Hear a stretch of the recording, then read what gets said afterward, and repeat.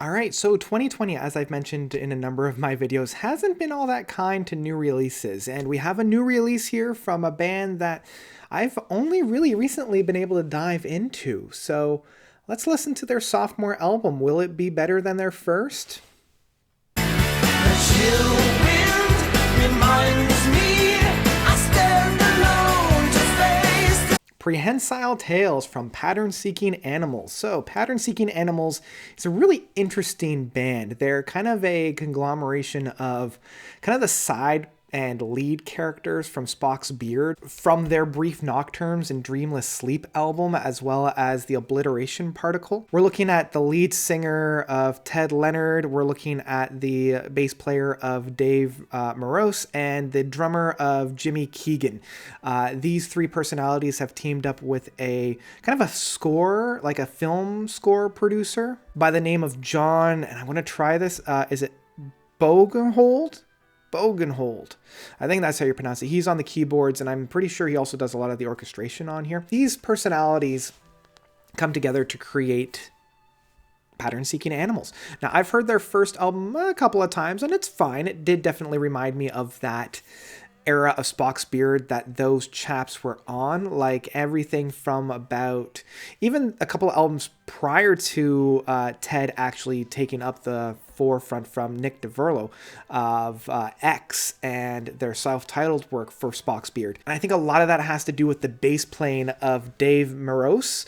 I think that's how you pronounce his name. Like right from the get-go, from the first track of Raining Hard in Heaven, his bass playing is just prominent. Like it's what opens up the album with that really funky and brilliant walking bass line. That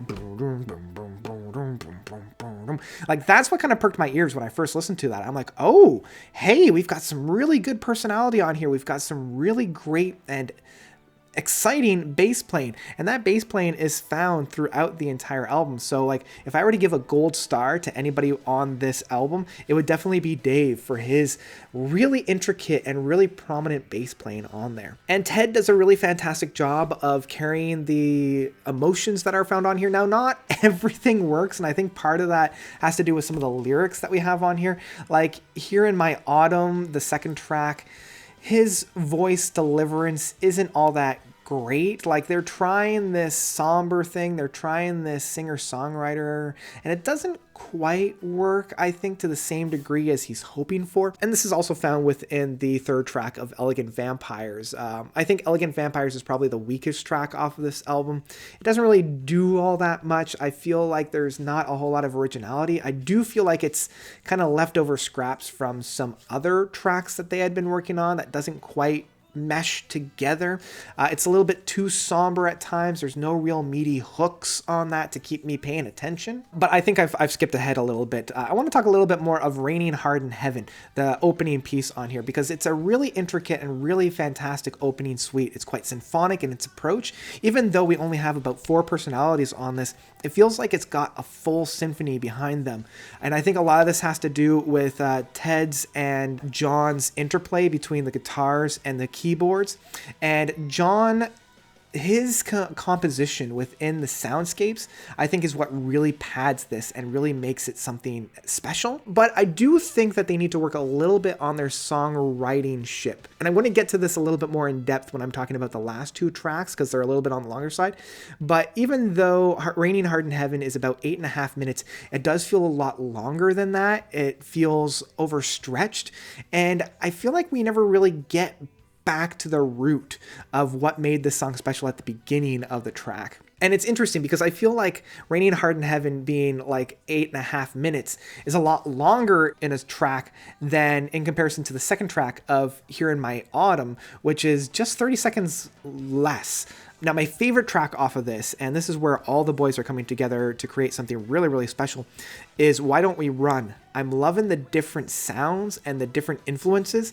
It starts off with almost a Middle Eastern Asian flair, like the different synthesized flutes that we have on there, like the Japanese and the Chinese cadence within their styles. But mixed with that, we have this kind of Western feel and Western in like cowboys and horses and all those kinds of things.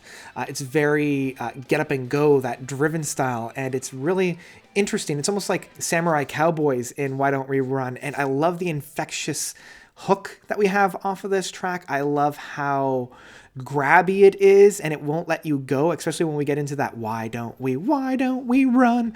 Ted's singing style on here, again, it shines very, very bright. I think he's doing a fantastic job of taking the helm of the lead singer in this track, and everybody playing around him is doing a really, really good job. I am going to shout out Jimmy Keegan on the drums and his backup vocals, because I think his backup vocals really elevates Ted's to be that focus. And Jimmy's playing style on here is that root, like combining Jimmy and Dave's playing styles together, making that rhythm section really makes this track into something extremely special. And it's part of the reason why this track is my favorite track off the album. Now we come into the last two tracks, and I feel like Lifeboat and Soon But Not Today suffer from the same issue of being longer than their justification. And I am all for a long song. You just need to make it justified. Lifeboat being this really interesting tale of, you know, a ship sinking. That's better. And kind of the perspective of how did we get here, what's going on. And I love the story aspect of this, and that's justified. But the music that follows doesn't really lend itself to it. Like, I don't feel like there's this big crescendo at the end. I don't feel like there's this heart-wrenching closing piece.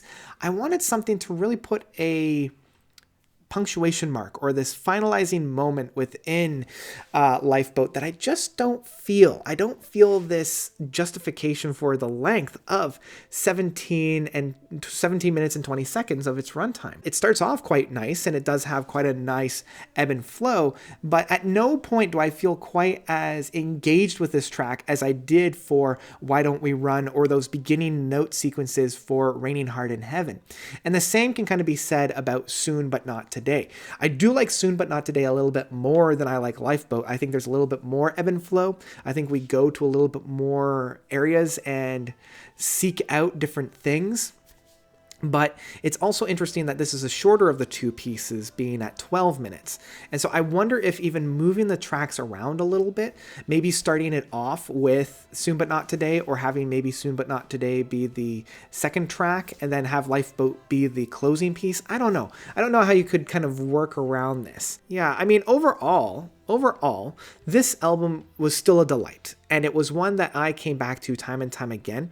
I never really felt bored, even with some of the downsides that I have on this album. I think the positives of this album, you know, the interplay between all the musicians, how well they work together as a whole, and creating music that's really, really fun to listen to. It is a little bit on the derivative side of the Spock's Beard era that we got from about their self-titled work all the way up to the Obliteration Particle. In fact, there's a couple of tracks from the Obliteration Particle that actually sounded like lifted right off of this album, or I guess it would be vice versa because this came out second. But it does feel like these are the tracks that they were kind of orchestrating in that jam session in time. So it's for that reason that I have to say that this is one that I would download. It's one that I would easily have on my computer. It's one of the more fun albums that I've heard this year, because even though this year has had a couple good albums, none of them have been fun. And this album is definitely fun. It's a fun, light album, and that's kind of the tagline for this. It's a fun, light prog album. I don't know if they want to run with that, but that's the tagline I'm giving them. But that's about it for Prehensile Tales from Pattern Seeking Animals. What did you guys think? Did you love it? Did you hate it? Whatever you thought, let me know by commenting down below. Thank you guys so much for watching. As always, you guys are definitely the best. And until next time, notes out.